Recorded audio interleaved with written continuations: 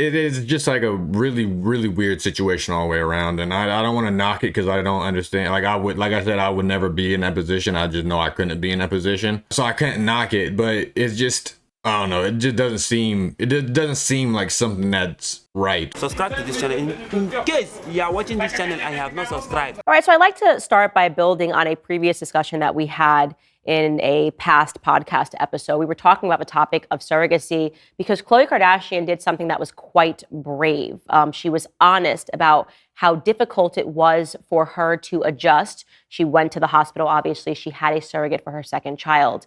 And her reasons for having a surrogate was not because of infertility, which brings in a huge moral question that we are attempting to tackle with the utmost sensitivity, obviously, because we all know those stories of women that try to get pregnant for 10, 11, 12 years. For whatever reason, they cannot become pregnant. I know people that have had a child through surrogacy, and it's a miracle, right? They just go, somebody gave us the greatest gift. A lot of times they will turn to a family member. A lot of times they keep that surrogate in their life.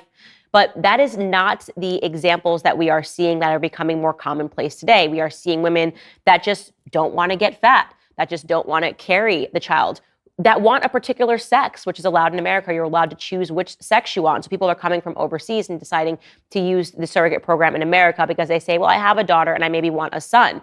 Why not just adopt then? It's becoming a symbol of wealth and privilege that you can just sort of rent somebody's body. And of course, in many circumstances, it's because it's a gay couple. They don't want to have sex with a woman or they don't want to have sex with a man. And so they're turning to surrogacy because this is just an easier route for them and they can afford it, right? It's becoming a token of wealth and privilege. And I think that there is something, as I have said in previous episodes, that is deeply wrong and immoral about this. And the more I learn about the surrogacy industry and how corrupt it is and how women's bodies are being used and how many miscarriages they go through and how it works, I am drawn closer to that position. Now, we talked about Khloe Kardashian talking about how difficult it was for her to establish a connection with her son who she had via surrogacy, how weird she felt going to the hospital, having not been pregnant, to just pick up a child after another woman has just gone through pregnancy and labor and delivery. So just to jog your memory regarding what she said, take a listen. You really have to have a big heart to do that. Like, I know I'm fucked up for this, but I wouldn't mind adopting. I would love to be able to adopt a child, but I just don't think that it's fair to the child because I don't think I could give it the love that I would be able to my own kids, you know?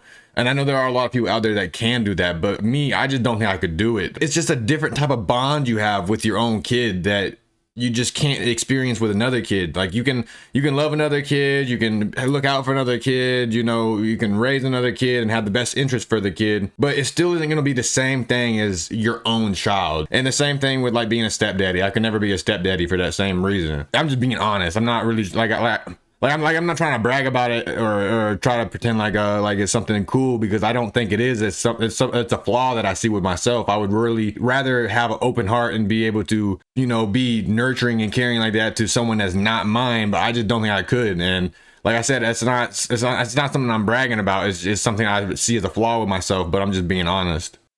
Don't stop. I felt really guilty that like this woman just had my baby and I take the baby and then I go to another room and you're sort of separated. Like I felt it's such a transactional experience because it's not about him.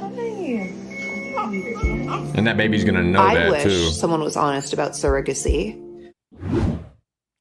Again, I would like to commend her on this because this is incredibly brave. It's not easy to talk about this topic. She really went on to talk about how she's been having difficulty establishing a connection with her son. She may have one today. Obviously, we're looking at when this first couple of months following the birth, and being open about this has cracked open the conversation. It's brave, but it's kind of fucked up at the same time. It's not fucked up, but it's like, the kid's gonna see that. The kid's gonna grow up with you unless you do give it back to the mother, which I'm assuming probably doesn't want the child. That's why they was doing the surrogacy. or give it up for adoption or something. Like, regardless, like, that kid is gonna have to grow up knowing that it has had a connection issue, his or her mom, and it's gonna be something that sticks with that child, that child is gonna have to live with, to know that the parents that he has or she has doesn't have the same connection as his siblings. I'm not sure if they have other siblings or not, but even if it's not siblings, like with the same connection that other kids have with their parents, I think it's brave too. But it just seems like, I don't know, man. It's something that needs to be said, but it just sucks that it's something that child is gonna have to deal with. Well, now turning our attention to Lance Bass, he's formerly in NSYNC. He is outwardly gay, and he and his husband have gone through 2 rounds of IVF, and they worked with over 10 egg donors before their twins were born. He says that the children didn't show him any affection in the first year of their life. This is a quote from him. He says, "The first year, they wouldn't give me any love. They never hugged. They never wanted to snuggle. And I was so upset about it because they would do that with my mom. My mom would come over and boom, they'd snuggle with her." He candidly also shared that he and his husband struggled in their conception journey over 3 years. The couple experienced 2 full rounds of IVF with a surrogate, one of which resulted in a pregnancy loss at 6 weeks. They also worked with 10 different egg donors, as I said before they finally achieved success. And at one point, he admitted that he doubted whether he was supposed to be a parent or not because it was so hard. He said, quote, "Us trying to get pregnant was a difficult time. It took us 3 years to finally get this, kids, but you keep going forward and the universe gives you what you need when you need it." So see, I feel for gay people because like for situations like this, but I don't know. I've said this before. I just think that children need both a mother and a father. They need the female and the male figure in their life to see the both sides of the world. And for whether it's a son you have or a daughter you have, I think both of them need to have the mother and father. It's fucked up that is like that way, but I just genuinely believe that's how it is. I'm not sure how kids that grow up in gay households become, but I just don't think that they would, be really in tune with what's going on. But I don't know, maybe I'm wrong on this shit, but with this scenario right here, it kind of is proving my point that it wants a female, it wants a mother, it wants someone, a nurturing caretaker to be in his presence. Like, there's just a different essence of being around a woman, especially as a child. Like my son, I have a son and a daughter. My son loves his mom way more than me. And it fucking sucks.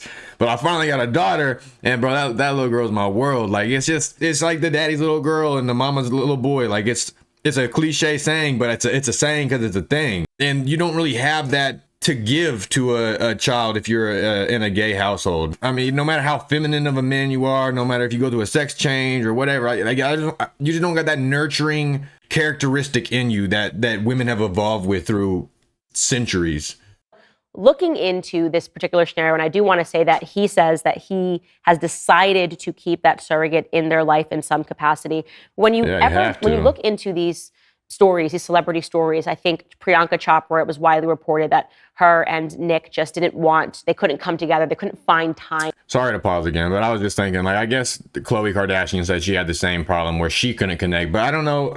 She didn't say the baby couldn't connect with her. She didn't say that the baby didn't want anything like how Lance Bass did. So maybe it's like a thing with mothers where it's not their child, so they can't connect with them either. Just like how I was saying earlier, how I don't think I could be able to connect with a child that's not mine. Maybe that child isn't connected to her as well, but she didn't say that.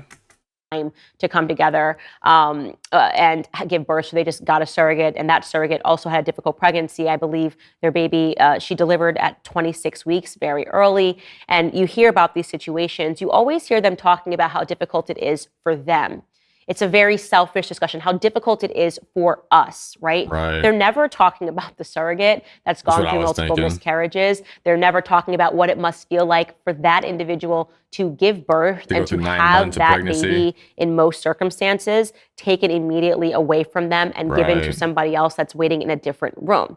It's all about how they felt. Oh, it's very difficult for me to establish an accomplishment. I paid for this baby. It is transactional. I then came to pick up what I paid for, and look, this baby doesn't want to connect with me. Lance is even talking about something even more crucial, because I cannot state enough how important it is for infant children to have the influences of women around them. Right, I talked about this on my show, my own experience as a mother. Women just know what to do. Nothing tethers you to the reality of our biological differences quite like having a child. I always talk about how my husband, the instincts are just utterly different. I look at a child and I know what to do as a woman when they're really small. And my husband just prefers when they get a little bit older. He would be so overwhelmed dealing with a certain circumstance, and he'd say, I don't know what's wrong with him. He's been crying. You know, I was pretty good with my kids on being able to determine like what they was crying for and this and that. But my patience is what I couldn't do. My girl has patience like no other. And that's one thing that men just don't have, especially whenever it comes to little babies and stuff. Like, I don't know, maybe it's just a me thing. Maybe there are some really nurturing men out there. I know there are, but I don't know if they can ever compete with like an actual woman, you know? A woman has evolved to be the nurturing nurturing caretaker. That's not saying like men aren't able to be good dads, men are able to be excellent dads, but whenever it comes to just like that instinctual reaction of what you need, I'm with Candace on this. I've gone out for maybe 45 minutes to the grocery store and I come back and they look like they've both been crying, to be honest. And I take a look at my husband and he's like, I don't know what's wrong with him. I don't know what's wrong. He won't stop crying. And I say, honey, have you tried feeding him? You know, and he's like, oh yeah, I didn't try that, you know? Well, I ain't that dumb. I'm saying this this actually did take place, but to really illustrate a point that those biological differences matter. And now that we are fostering this industry in which gay individuals are able to just say, well, you know what? I'm a gay man. I only like to have sex with men, but I've got a lot of money and a lot of cash, and I'm just going to pay for somebody else's womb to give me the child that they want. Is this what we thought the surrogacy industry was going to be? I know there are a lot of people that really were upset when I talked about this last time. I said that I thought that it was utterly demonic to just rip a child from a woman's womb and to just give it to somebody else and separate them entirely, which is how a lot of these circumstances are playing out. Yes, there are these rare circumstances where they keep the surrogate around them. And as I said, carving out an exception here for people whose sister carried the child for them, and you hear that, but that is not commonplace anymore. This is becoming a very Hollywood elitist business, and we have to have the courage to have these discussions and to have these real debates and to hear from the women who are surrogates. They are out there. They are telling their stories about how used they felt. You know, they needed the money. Is that a good reason? Not even just needed the money. I'm sure some of them felt pressured into it. Like a family member, they're struggling. You see them struggling, and they come to you and ask, like, bro, that's such a big thing to say no to. Like, it should be something that's not even hard to say no to because it's such a big ask. But it's such a big ask that you're like, man, like, I feel like I have to do it now. Like, and women are too caring and they're too, you know, empathetic to where that they feel like they have to do something that they don't want to do. And it's a big thing that they don't want to do. And it's even a bigger thing once you have the baby and then have to lose the baby. Like, I don't know, man, that seems like you have to be either a heartless woman to not be able to get that emotional connection, or too much of a caring woman to where you care more about someone else's feeling than your own and your child's. To want to carry a child. It's not because they're wanting to just give a gift to a random person, because you don't accept money if you're giving somebody a gift, right? If my sister couldn't get pregnant and I decided to carry her child, I wouldn't accept a paycheck from her to do that because it would truly be a gift, right? This doesn't seem to be that. And the writing is really on the wall for where this is headed. It is just like a really, really weird situation all the way around. And I don't want to knock it because I don't understand. Like I said, I would never be in that position. I just know I couldn't be in that position. So I couldn't knock it, but it's just, I don't know. It just doesn't seem like something that's right. I mean, obviously it doesn't seem right because it's not normal and it's not how, you know, childbirth is supposed to happen.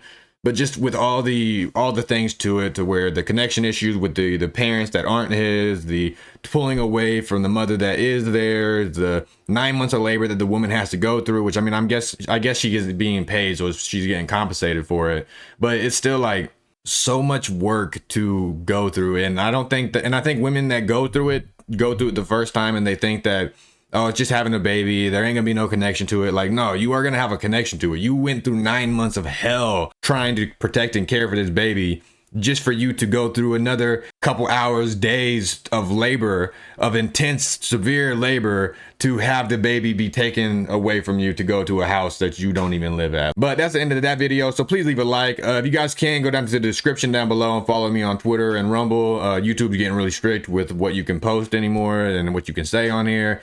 So just in case you guys don't want to lose, you know, my content, which I hope you guys don't, I hope you guys do appreciate it. But if you, in case you don't want to lose my content, go ahead and follow me on that. But yeah, if you fuck with your boy, please give me a subscription. And with all that said, deuces. Ever since I left your ass, you been acting different, ain't the same as when I met your ass. You was on 10 trying to flex on your last, and I was on 10 trying to flex with this bag. Now you on Instagram flexing on me. You can ask around, I bet they know me. They'll tell you I ain't never been played by a bitch, so I know they know what you saying is phony. Ever since we broke up.